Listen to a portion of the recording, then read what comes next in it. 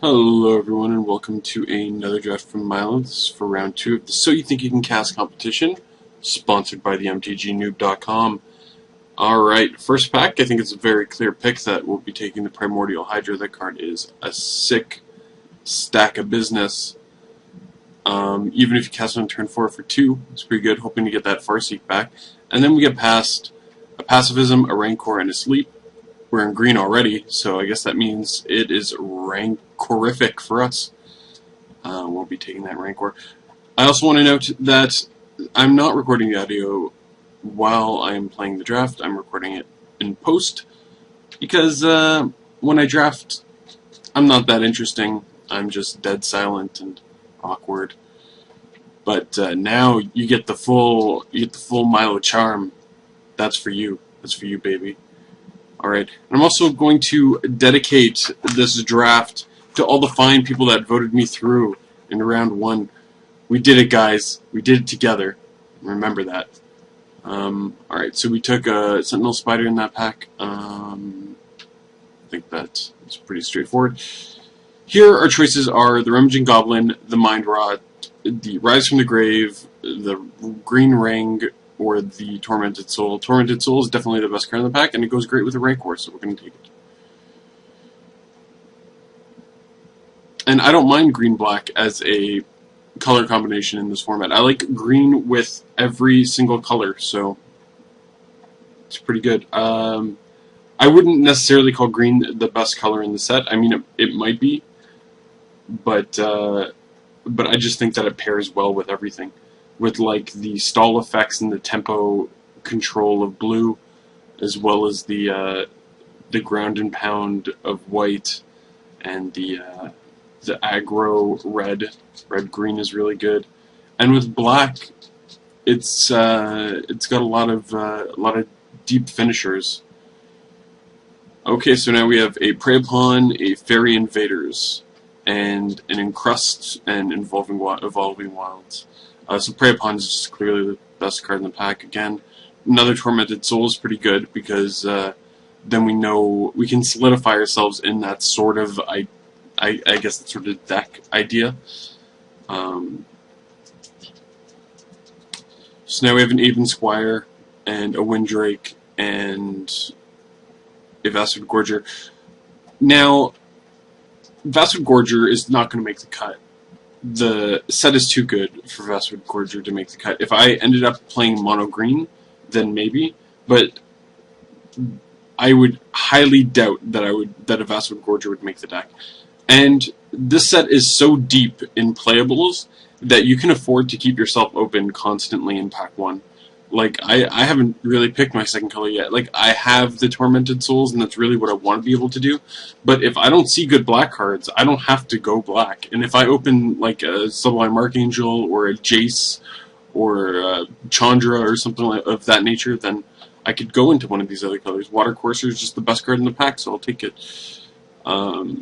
Really what you want to be able to do is just keep yourself open in pack 1, and start reading signals. Keep in mind what you are passing to your left, so that I mean, you know what the player to your left could possibly be playing, and what you're less likely to see a lot of. Just in case there's a really close pick in pack 2, you're going to want to take the color that you didn't pass the most of in pack 1. But you didn't hear it from me. Nah, you did. And I am the last one who smelt it. Does that mean that I dealt it? I don't know. Scrap that.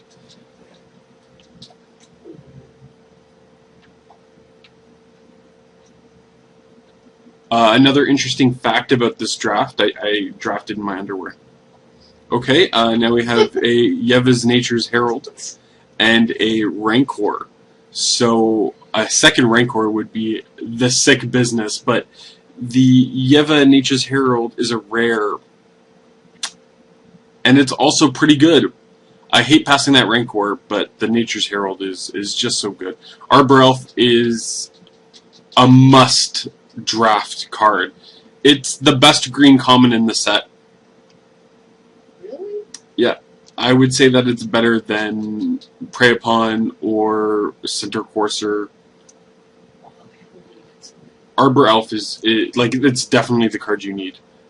So much of this format is based on tempo, and especially green. Like, if you can get out your 3s and 4 drops just a turn earlier, it changes the entire momentum of the game. So we got a Bloodhunter bat that was pretty sick. So we're looking like we're pretty much in black-green. A late Pacifism as well as a late Public Execution.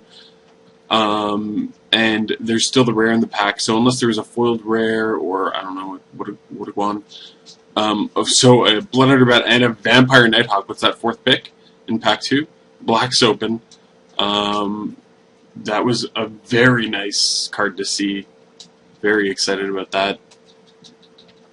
So now we got 2 black uncommon bombs. These are both first picks. I first picked worst cards, and then a murder after that. Is that like 5th pick murder? Something like that? Craziness. So this deck is really shaping up. I mean, we've got the Bomb Mythic and Primordial Hydra, a Public Execution.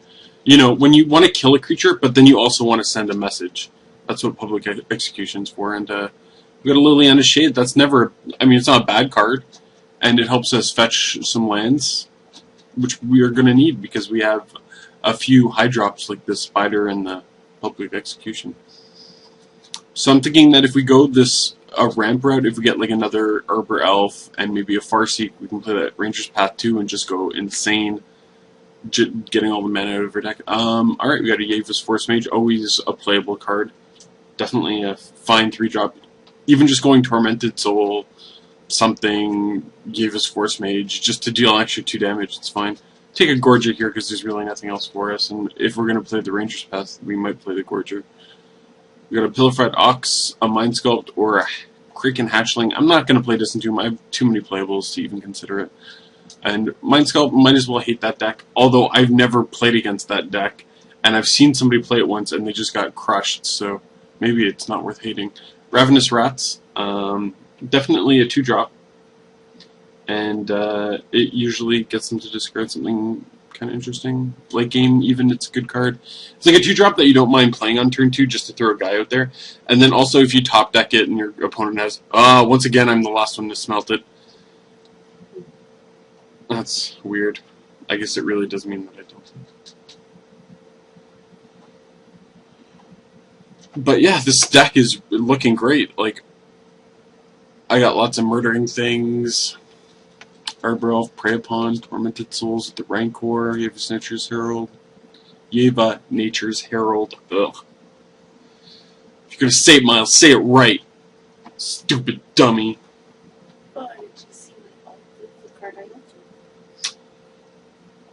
So we have a Gorgon in this back. Catherine, my girlfriend, just said that she altered a Yeva Nature's Herald, and you should definitely check that out on her Tumblr. Let me know if you want a link. We've got a Zathrid Demon, or Zathrid Gorgon, which is definitely the pick. We passed a lot of good white. We're going to be passing Double Sarah Angel and an Oblivion Ring and a Pacifism. So, probably gonna put some people into white. But we just can't afford to take anything else. We'll take the 2-drop creature that we need. Now, there's a Stormtide Leviathan, which we would just be hating if we took, but then we'd still be passing like a Prized Elephant and the Fairy Invaders. This is a good pack too. So we're going to take the Sentinel Spider, because it's the card that we could play and we would want to play. The cards that I'm considering in this pack are Ravenous Rats, Flint of War, possibly, or Evolving Wilds. Once I hit 7 lands, I don't think that Boundless Realms is the card that I want to be casting. This one's a tough call, because I do have a lot of double green in the Nature's Herald and the Sentinel Spiders and the Hydra, and then we also have double black in Murder, Vampire Nighthawk, and Liliana's Shade. So a Evolving Wilds isn't the worst thing in the world. So there's Duskdale Worm, and if we're going to go the ramp route, we're going to want the Worm. The other option is to take the Relia Beast, but the Primal Hunt Beast is... We already got one, and our 4-drops look pretty solid. That was probably an incorrect pick, though, because I'd much rather just have another Primal Hunt Beast. Primal Hunt Beast is quite good. Alright, and then there's this pack. We got a Spiked Baloth, which isn't a bad guy. I do not mind him at all. I also do not mind seeing a Sign in Blood, because that's what this deck is missing, a way to draw a couple cards, or maybe deal 2. We got Liliana's Shade here. I probably never want to be playing 2 Liliana's Shades, just because in that awkward situation where they're both in the field. And then we have a Mark of the Vampire as well, which is a decent card. I don't know if I'm going to end up playing it. I don't play it that often. But sometimes I do. Plummet is definitely a main deckable card in this format. And I didn't know that. That's not something that I figured out. It was because I listened to Team Canada member Mark Anderson who said it. So we got a Ring of Zathrid there. That was a nice pickup. With 2 Tormented Souls, you definitely want that ring. It's just, I think it's the best of the 5 rings. Maybe the Hexproof one could be a little bit better, but they're both really close. Torch Fiend is just a really aggressive creature that everyone would main deck if they're playing red, and it destroys our ring, so we're not going to take the Trumpet Blast because the other 2 cards are pretty unplayable.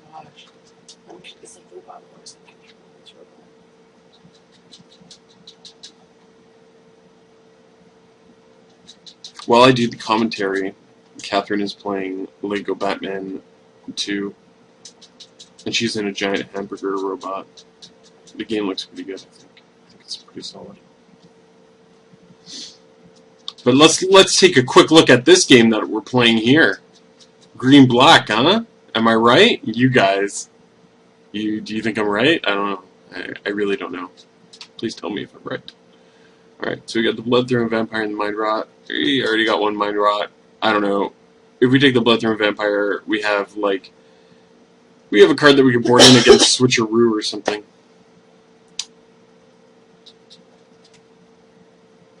Kindled Fury is better than Basic Land, because you get as many Basic Lands as you want for free. But you don't get as many Kindled Furies as you want for free.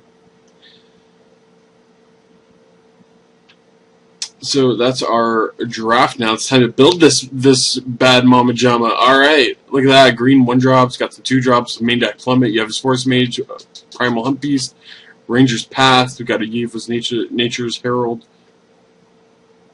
Primordial Hydra. I guess I'll make the cut. Couple Tormented Souls, Ravenous Rat, Sign in Blood. Maybe not so much Mind Rot. Vampire Nighthawk, Murder, Bloodhunter Bat, Liliana's Shade, one of them, Public Execution, and the Gorgon. The Gorgonzola. Alright, so this looks like our 23, but we want to be playing that ring too. So we're going to have to cut someone.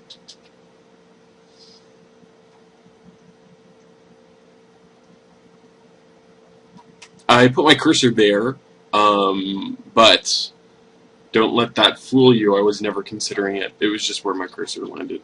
Alright, so we put the ring in, and we're going to take out the Ranger's Path because we're going to be accelerating into... What exactly with a Nature's Path? Exactly, that's not worth playing. It's a little weak sauce. So I forget that I drafted an Evolving Wilds. We'll go back here, put the Evolving Wilds in, and then have to suggest 8 and 8. Sounds good to me. Let's get this show on the road and play some Magic the Gathering. Thank you all for watching the draft, and please remember, vote safe.